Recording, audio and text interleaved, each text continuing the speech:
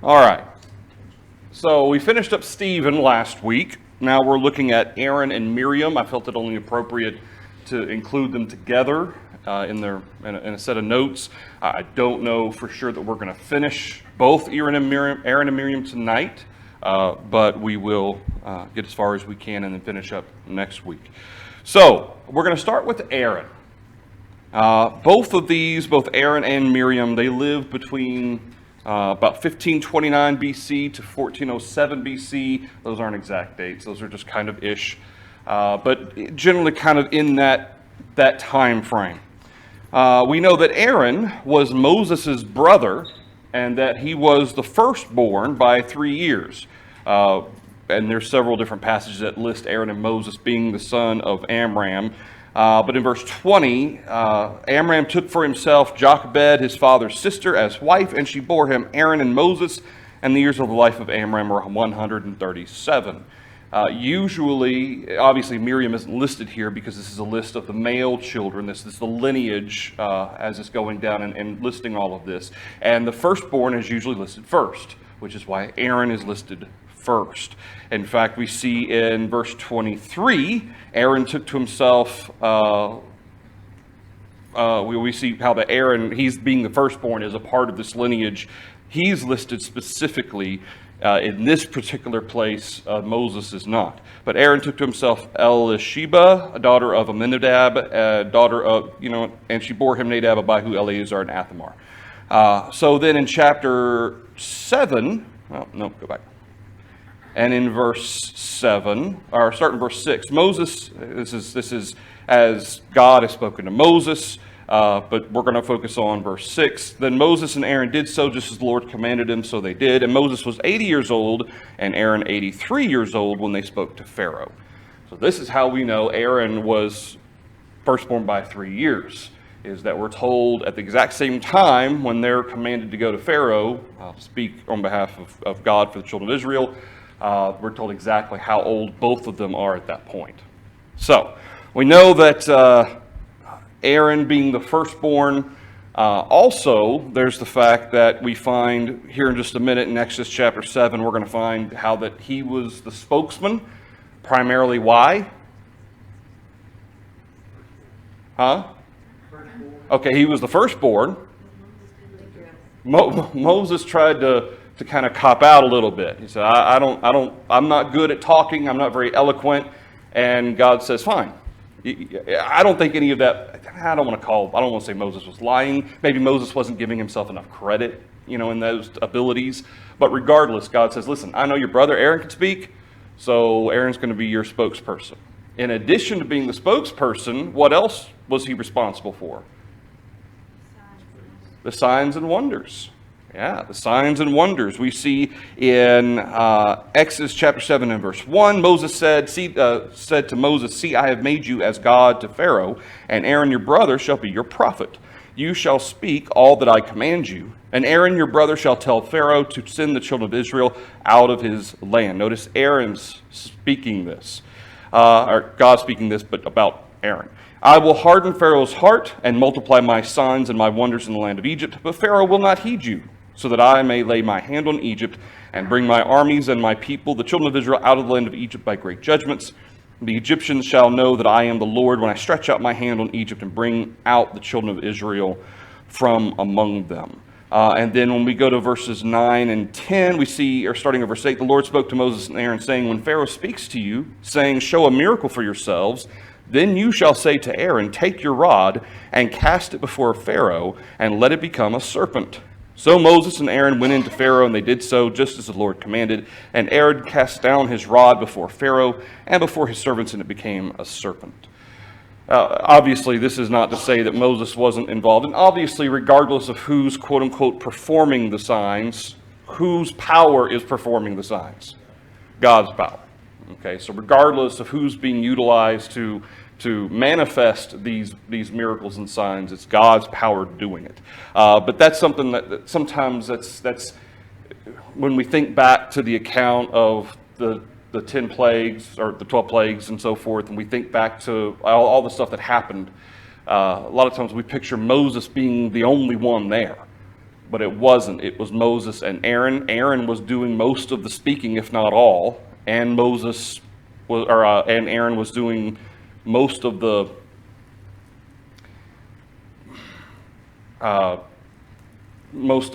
manifesting of the miracles. I don't say Moses or Aaron was doing miracles, because he wasn't. It was God, but Aaron was kind of the main one involved in that. Okay, so question 1 on our notes. I'm going to try to go by question. It seems to work a little bit better than going over them all at once. So we're going to try to go by, as we go through our study, pick up where our questions are. How did Moses know that Aaron was his brother? When we read the account where Moses is making excuses and he's telling God, Lord, I can't do this. God tells Moses, is Aaron not your brother? See, he's coming to speak to you. Go and talk to him, and here's what he's going to do. And we see that that's exactly what happened. But how did Moses know Aaron was his brother? His mother was his nurse, wasn't she? His nurse, his nurse, and basically raised him for all intents and purposes, at least for a good period of time in his youth. Not only that, but obviously Miriam was a key component in getting Moses assigned to Jochebed, or however you want to say that. But regardless, Miriam was kind of a key component in that. She sees Pharaoh's daughter out in the river. She sees him get baby Moses, and she talks to him and so forth. I'll find you a nurse, and so on and so forth. So Moses, from very early on, likely knew Amram and Jochebed were his parents, likely knew that Aaron and Miriam were his siblings. So it's very likely all of this was part of his kind of upbringing. This is the things he learned. People often ask, how did he know he was an Israelite or a Hebrew back when he was growing up in Pharaoh's family and so forth, and he goes and beats an Egyptian because he was beating a Hebrew and so forth. Well, how did he know he was a Hebrew? It all goes back to, I would suggest, his family growing up around them like that. Of course, even if that's not the case, what could have God done? Told him, yeah. I mean, even if Moses didn't know up until at least the point of God calling Moses at the burning bush and so forth, he knew at that point that Aaron was his brother, but I highly suggest that he already knew. Okay, so moving on to Exodus chapter 4. So in Exodus chapter 4, we see how that Moses, or Aaron rather, I'm gonna keep flip-flopping them, I apologize. Aaron, he was willing to help Moses and do as God commanded. Moses answered and said, but suppose they will not believe me, this is him speaking to God, or listen to my voice. Suppose they say, the Lord has not appeared to you. So the Lord said to him, what is that in your hand? He said, a rod. He said, cast it on the ground. So he cast it on the ground. It became a serpent, and Moses fled from it. And the Lord said to Moses, reach out your hand and take it by the tail. He reached out his hand and caught it, and it became a rod in his hand, that they may believe that the Lord God of their fathers, the God of Abraham, the God of Isaac, and the God of Jacob has appeared to you. Furthermore, the Lord said to him, now put your hand in your bosom. And he put his hand in his bosom. And when he took it out, behold, his hand was leprous like snow. And he said, put your hand in your bosom again. So he put his hand in his bosom again and drew out his hand from his bosom. And behold, it was restored like his other flesh. Then it will be, if they do not believe you, nor heed the message of the first sign, that they may believe the message of the latter sign. And it shall be, if they do not believe even these two signs, to listen to your voice, that you shall take water from the river, pour it on the dry land. The water which you take from the river shall become blood on the dry land. So, God gives Moses 3 ways to prove, first of all, to his people, okay, that God did send me. And of course, this is also going to translate as well to Pharaoh. All of these are going to kind of end up becoming part of the plagues. But we see in verse 10, Moses says, O Lord, I am not eloquent, neither before nor since you have spoken to your servant, but I am slow of speech and slow of tongue. And so the Lord said to him, who has made man's mouth? Who makes the mute, the deaf, the seeing, or the blind? Have not I, the Lord? Now therefore go, and I will be your mouth and teach you what you shall say. The study isn't about Moses, but incidentally, Does it sound like God's telling Moses, I know fully well what you're capable of? Is that kind of what it sounds like to you? Who has made man's mouth? Who makes the mute, the deaf, the seeing, the blind? I know what you're capable of doing. Okay? Which suggests that, again, I don't want to accuse Moses of lying, but maybe Moses just didn't think that he was that capable. Okay? Maybe Moses himself didn't think he was capable. Maybe. Or maybe he's just making up excuses. Either way. Doug? Sometimes we're harder on ourselves or don't think we're as talented as God knows we're capable. Right. You know, of course, we're not the best probably of anything. Right. So, you know, but we say that we can't be adequate enough to take care of the job. My mom always said, it's never as bad as you think. It may never be quite as good as you think, but you're never as bad as you think. And that's because we're always our own worst critic. But regardless, Moses says in verse 13, he said, "O my Lord, please send by the hand of whomever else you may send." The anger of the Lord was kindled against Moses, and he said, "Is not Aaron the Levite your brother? I know that he can speak well. And look, he is also coming out to meet you. When he sees you, he will be glad in his heart. Now you shall speak to him and put the words in his mouth, and I will be with your mouth and with his mouth, and I will teach you what you shall do. So he shall be your spokesman to the people, and he himself shall be as a mouth for you, and you shall be to him as God," which is to say, it's Moses' authority through Aaron speaking to the people is kind of how God's associating that. Verse 17, "And you shall take this rod in your hand with which you shall do the signs." So Moses went and returned to Jethro, his father-in-law, said to him, "Please let me go return to see my brethren who are in Egypt." So he does, and we skip down to verse 27. You shall say to Pharaoh, can pass. Yeah, so verse 27, "The Lord said to Aaron, go into the wilderness and meet Moses. So he went and met him on the mountain of God and kissed him. So Moses told Aaron all the words of the Lord who had sent him and all the signs which he had commanded him. And Moses and Aaron went and gathered together all the elders of the children of Israel. And Aaron spoke all the words which the Lord had spoken to Moses. Then he did the signs." Notice who did the signs? Aaron did the signs in the sight of the people.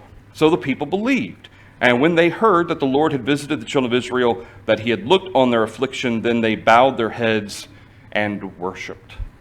So Aaron, at this stage, he was more than willing, to assist in this effort. He had no problem with Moses being in charge or the leader, I guess you could say, the authority here. He had no problem with that. At least there's no evidence at this point that there's anything like that going on, no sibling rivalry taking place here. And so Aaron's willing to do everything that he was told to do. In fact, even going to Exodus chapter 17, we see Aaron being involved in this effort as the children of Israel are being led out of Egypt. We find in verse 8, "Now Amalek came and fought with Israel at Rephidim, and Moses said to Joshua, choose us some men and go out and fight with Amalek. Tomorrow I will stand on the top of the hill with the rod of God in my hand." So Joshua did as Moses said to him and fought with Amalek, and Moses, Aaron, and Hur went up to the top of the hill. So it was when Moses held up his hand that Israel prevailed, and when he let down his hand, Amalek prevailed. But Moses' hands became heavy, so they took a stone and put it under him, and he sat on it. And Aaron and Hur supported his hands, one on one side and the other on the other side, and his hands were steady until the going down of the sun. So Joshua defeated Amalek and his people with the edge of the sword. The fact that Aaron's there apparently all day, it's a really long battle. Him and Hur are holding up Moses' hands to keep this battle going Israel's way. Obviously, the power belonged to God, but Aaron's supportive. He's attempting to help in this instance in Exodus chapter 17. Some of these, so we're looking at the good part of his character first, and then we're going to look at some of the maybe the bad, what we would consider bad parts of his character second. And then in Exodus chapter 28 and chapter 29, we find that he is chosen as high priest along with his lineage. Exodus chapter 28 and 29. We're not going to read all of this, but it's important because obviously this is a key component going throughout the rest of the Bible. Aaron being of the tribe of Levi, and Aaron and his sons being set up as high priests. So starting in chapter 28, verse 1, now take Aaron your brother and his sons with him from among the children of Israel, that he may minister to me as priest. Aaron and Aaron's sons, Nadab, Abihu, Eleazar, and Ithamar. You shall make holy garments for Aaron your brother, for glory and for beauty. So you shall speak to all who are gifted artisans, whom I have filled with the spirit of wisdom, that they may make the garments. And then he talks about the garments that they're supposed to make and what they're supposed to wear them for. So they shall make holy garments for Aaron your brother and his sons, that he may minister to me as a priest. He talks more about the type of materials that they're supposed to use, the color, the type of stones, the names of Israel, the names of the sons of Israel on there, the 12 tribes. Then we go in verse 12. Aaron shall bear their names before the Lord on his two shoulders as a memorial. You shall make settings of gold. You shall make 2 chains of pure gold. Then he talks about the breastplate in verse 16. And then I think that's all for this chapter. It's all about the actual items. Yeah, okay, so verse 29. So Aaron shall bear the names of the sons of Israel on the breastplate of judgment over his heart when he goes into the holy place as a memorial before the Lord continually. And you shall put in the breastplate of judgment the Urim and the Thummim, and they shall be over Aaron's heart when he goes in before the Lord. So Aaron shall bear the judgment of the children of Israel over his heart before the Lord continually. Then there's some robes and a plate. There's something that goes on his forehead, a turban, so it shall be on Aaron's forehead that Aaron may bear the iniquity of the holy things, verse 38, which the children of Israel hallow in all their holy gifts. It shall always be on his forehead, that they be accepted before the Lord. And then Aaron's sons are supposed to have tunics.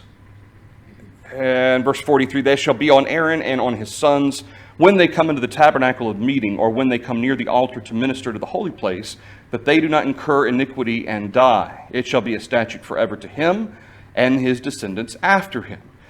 So, after all these things are made, then Aaron and his sons have to be consecrated or kind of dedicated to this job. This is what you shall do to them to hallow them for ministering to me in the priests. And he describes the sacrifices. Here's what they're supposed to do and so forth. And these are all the sacrifices that are listed here. And like I said, we're not going to read all of this. But there was just a couple of things that I wanted to point out in chapter 28. I think that was it. At the end of chapter 29, verse 29, the holy garments of Aaron shall be his sons after him, to be anointed in them and to be consecrated in them. That son who becomes priest in his place shall put them on for 7 days when he enters the tabernacle of meeting to minister in the holy place. You shall take the ram of consecration, boil its flesh in the holy place, and Aaron and his sons shall eat the flesh of the ram. Let's see, that's part of their consecration offerings and so forth. 7 days you shall do that. Okay, I think that's it. Yeah. So as this ends here in verse 45, I will dwell among the children of Israel, and I will be their God. They shall know that I am the Lord their God, who brought them up out of the land of Egypt, that I may dwell among them. I am the Lord their God. So we see how that Aaron is selected to be high priest, him and his sons and his lineage. Now, all of the tribe of Levi are going to be set to the service of the Lord in the temple and the tabernacle, but it's specifically Aaron's family that are going to be of the lineage to be high priest. And so that's important to remember. Now, this comes up a couple of times later on in the Old Testament. Psalm 105. Psalm 105, verse 26, I believe, here, verse 23. Israel also came into Egypt. Jacob dwelt in the land of Ham. He increased his people greatly, made them stronger than their enemies. He turned their heart to hate his people, to deal craftily with his servants. He sent Moses, his servant, and Aaron, whom he had chosen. They performed his signs among them and wonders in the land of Ham. He sent darkness and made it dark. They did not rebel against his word. They turned their waters, he turned their waters into blood and killed their fish. Talks about the different plagues. We see in verse 37, he brought them out with silver and gold. There was none feeble among his tribes. Egypt was glad when they departed, for the fear of them had fallen upon them. He spread a cloud for a covering and a fire to give light in the night. His people asked. He brought quail, and he talks about how he took care of his people all the way through their journeying in the wilderness. And then the final part, final scripture. Again, there's tons of scriptures about Aaron being selected for high priest. But the Hebrew writer deals exclusively, or when I say exclusively, he looks at Jesus, the Messiah, not just as Messiah, not just as king, but he looks at this from the perspective of Jesus as high priest. And he's really, not that Paul and the others didn't mention that in their epistles as well, but the Hebrew writer, far more than any other, talks about Jesus as high priest. For every high priest taken from among men is appointed for men in things pertaining to God, that he might offer both gifts and sacrifices for sins. He can have compassion on those who are ignorant and going astray, since he himself is also subject to weakness. Because of this, he is required, as for the people, so also for himself, to offer sacrifices for sins. And no man takes this honor to himself, but he who is called by God, just as Aaron was. And so verse 5, he relates that to Jesus. Now twice, both in Psalm 105 as well as in Hebrews chapter 5, what point is made about Aaron specifically?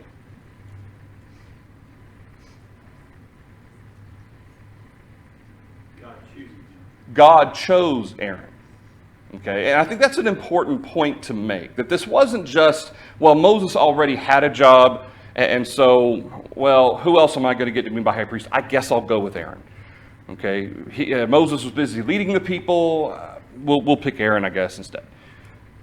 That's not the case. Aaron was chosen by God for this role, and it was an extremely important role, especially as the old law or Old Testament is sanctified and it's dedicated and so forth. The children of Israel are committed to serving the old law.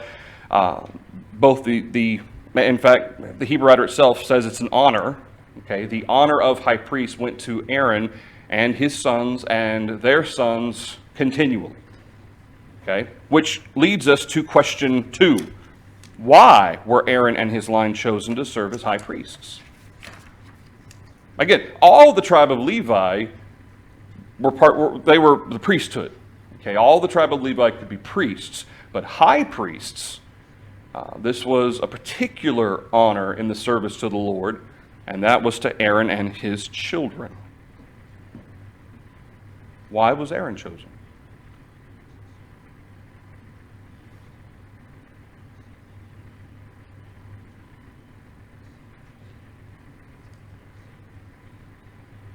Any thoughts? He was of the tribe of Levi. Yep, he was of the tribe of Levi. But so was Moses. Why not pick Moses? Sorry? Okay, because God chose Aaron. All right, thanks. Simplify it there.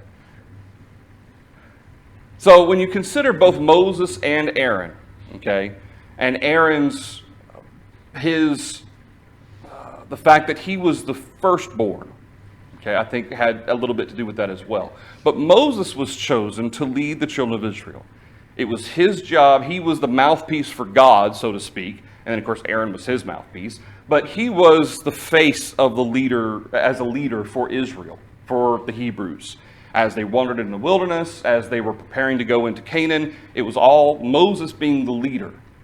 But Aaron, at his right hand, he was also a leader, but from I don't want to say spiritual perspective, but from the perspective of service to the law, sacrifices in the tabernacle of meeting.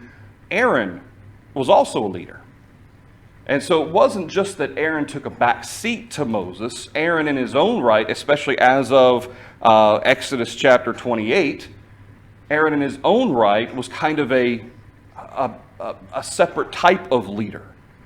While Moses was a leader certainly from a spiritual perspective, there was that leadership there, but he was more of a civil leader, for lack of a better phrase. He led the people. He took care of these problems. In fact, at one point, even his father-in-law said, hey, why don't you set some men up to help you with this situation? You can't do everything. Aaron, however, took on this mantle of what should have been certainly a spiritual leader, but more so as high priest. That's kind of what goes along with it, is one of a spiritual leadership, of offering sacrifices for the people. And so it made sense that of the tribe of Levi and of the same blood, that the old law be consecrated.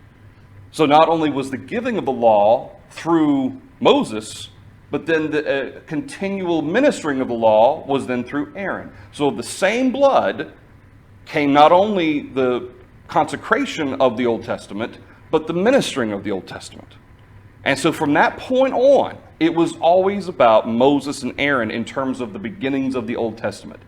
The giving of the law, the consecrating of the law, the ministering of the law, it all went to that one blood between the two. And so I would suggest, and there's no specific scripture that speaks to this, however, and we'll see this here in just a minute in Numbers chapter 16, atonement had to be made for the people. The sins of the people had to be taken care of. And there had to be someone in that position as God is instituting this law. And that being the case, who better than Aaron? And again, both Psalm 105 and Hebrews chapter 5 tell us God chose Aaron for that purpose. Any thoughts through that? And that was mainly kind of a thought question. There's not necessarily a right or wrong answer on that, but just kind of something to think about. You know, if Moses was chosen to lead the people, why was Aaron chosen to do this?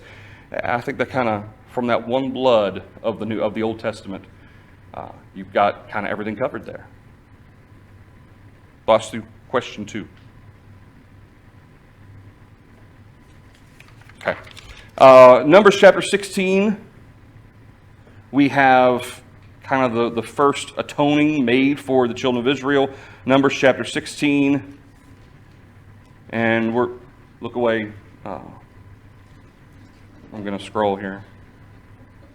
Numbers chapter 46. I make Cinda sick when I scroll too fast, apparently. All right, so starting in verse 46. So this is after the children of Israel have been complaining against God. There's, I think this is the situation also with Eleazar and so forth. So starting in verse 46. So Moses said to Aaron, "Take a censer and put fire on it from the altar and put incense on it. Take it quickly to the congregation and make atonement for them. For wrath has gone out from the Lord, the plague has begun." And Aaron took it as Moses commanded and ran into the midst of the assembly, and already the plague had begun among the people. So he put in the incense and made atonement for the people, and he stood between the dead and the living. So the plague was stopped. Now those who died in the plague were 14,700, besides those who had died in the Korah incident. So Aaron returned to Moses at the door of the tabernacle of meeting, for the plague had stopped.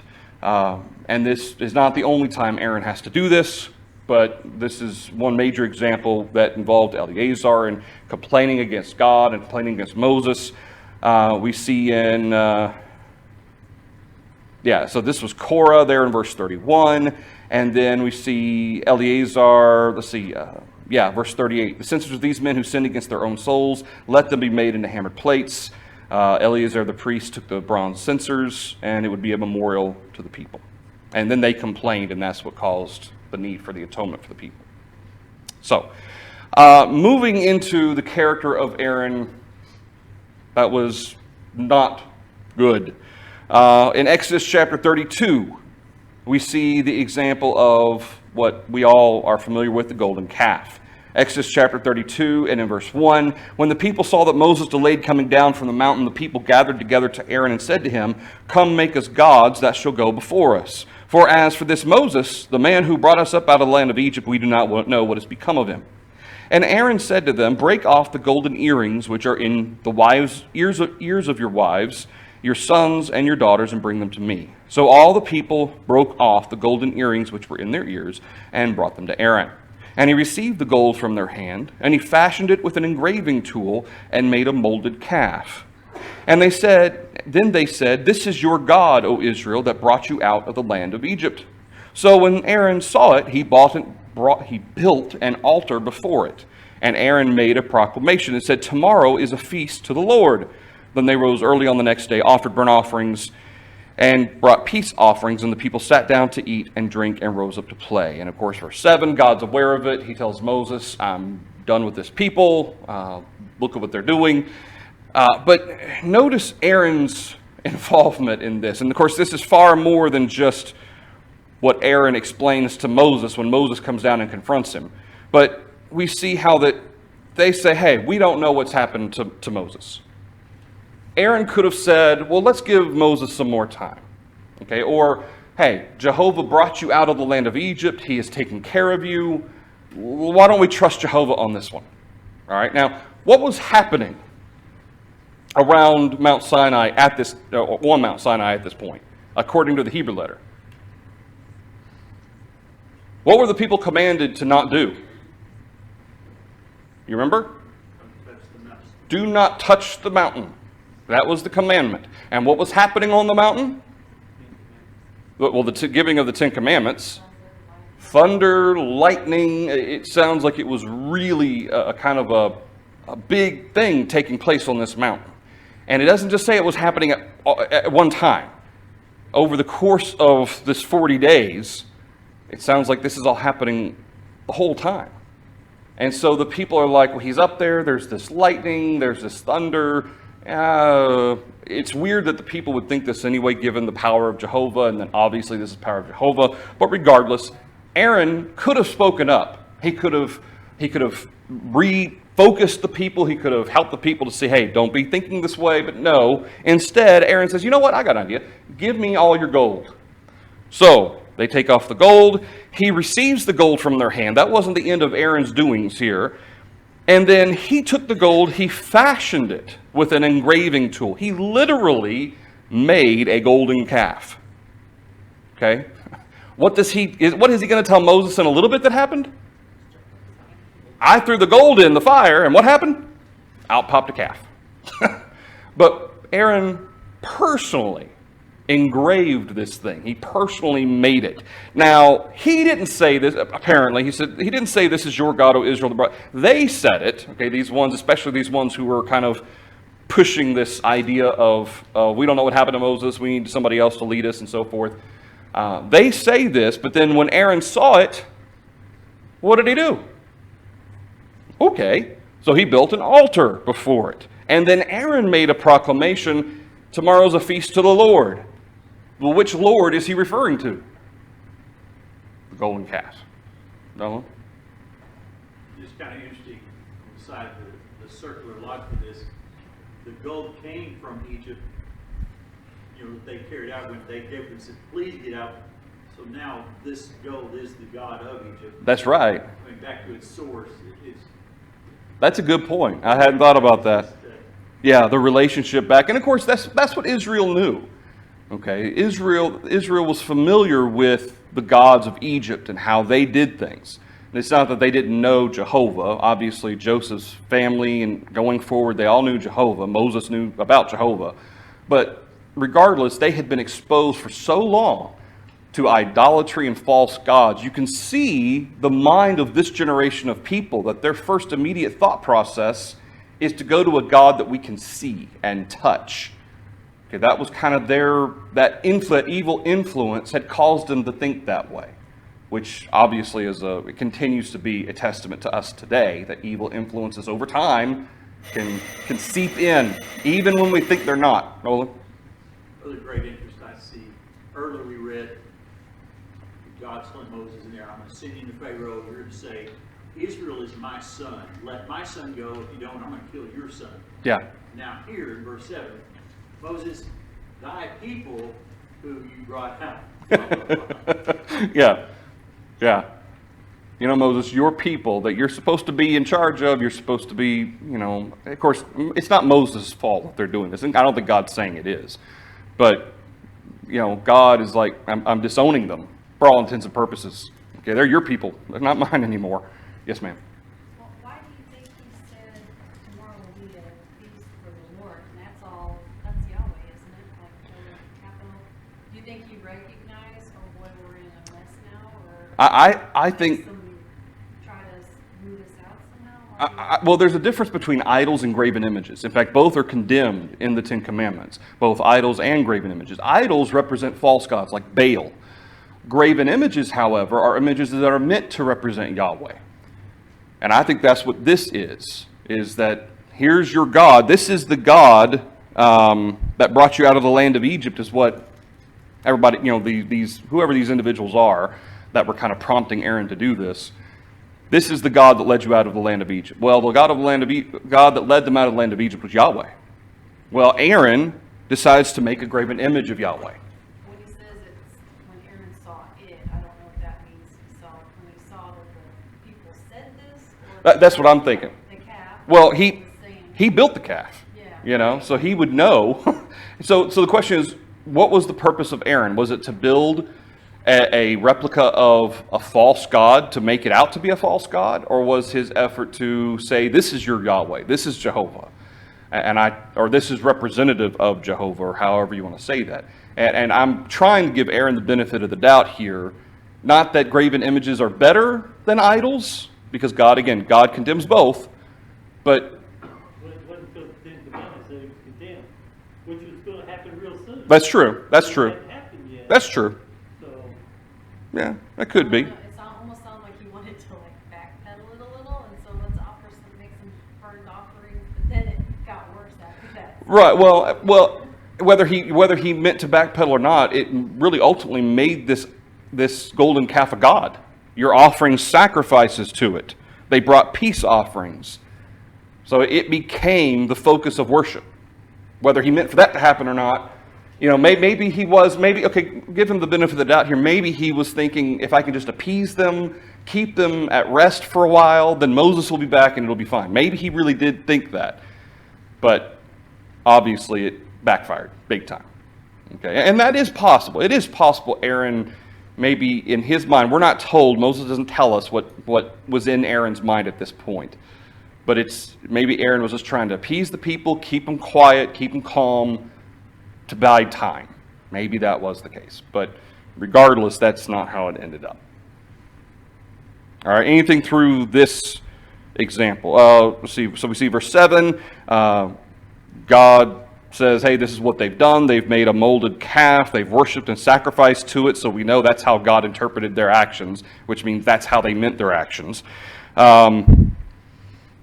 And notice, God doesn't specifically mention Aaron here when he says, they said, this is your God, O Israel, that brought you up out of the land of Egypt.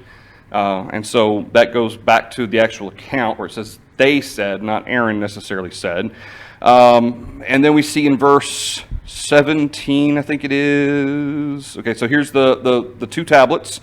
The tablets of testimony, they're written on both sides, so there's a total of 4 services that were written on with the commandment of the law. Now the tablets were the work of God, and the writing was the writing of God engraved on the tablets. And then we see Joshua heard, Moses went down from the mountain to they were in his, Joshua heard the noise of the people as they shouted. He said to Moses, there is noise of war in the camp. It says in verse 17, this is Joshua. Of course, remember, Moses kind of left Joshua a little ways down on the mountain. He went further up. And in verse 18, Moses said, it's not the noise of a shout of victory, nor the noise of a cry of defeat, but the sound of singing I hear. So he came near the camp, he saw the calf and the dancing. Moses' anger became hot. He cast the tablets out of his hands and broke them at the foot of the mountain. He took the calf which they had made, burned it in the fire, and ground it to powder, and he scattered it in the water and made the children of Israel drink it. And Moses said to Aaron, what did this people do to you that you have brought so great a sin upon them? So Aaron said, do not let the anger of my Lord become hot. You know the people, that they are set on evil. For they said to me, make us gods that shall go before us. As for this Moses, the man who brought us out of the land of Egypt, we do not know what has become of him. And I said to them, whoever has any gold, let them break it off. So they gave it to me, and I cast it into the fire, and this calf came out. Now when Moses saw that the people were unrestrained, for Aaron had not restrained them, to their shame among their enemies, then Moses stood in the entrance of the camp. So was Aaron at least partly to blame, at least? Could Aaron have stood up and said, no, this is not what we're doing. Jehovah's going to take care of us. Moses will be back. Okay, he could have said that. But notice Moses says, Aaron had not restrained them to their shame among their enemies. Okay? Plus, Aaron lied. I mean, he didn't just exaggerate, he lied. I put the gold in the fire and out popped the calf. That's not what happened. The account tells us he took an engraving tool and made the calf. Big difference. And a great lesson is exaggeration, even if you think you're exaggerating, is it still a lie? If you stretch the truth, okay, that was a lie. All right, everybody, we'll stop there. We'll pick up with Aaron and the rest of Aaron and then Miriam next week. Thanks, everybody.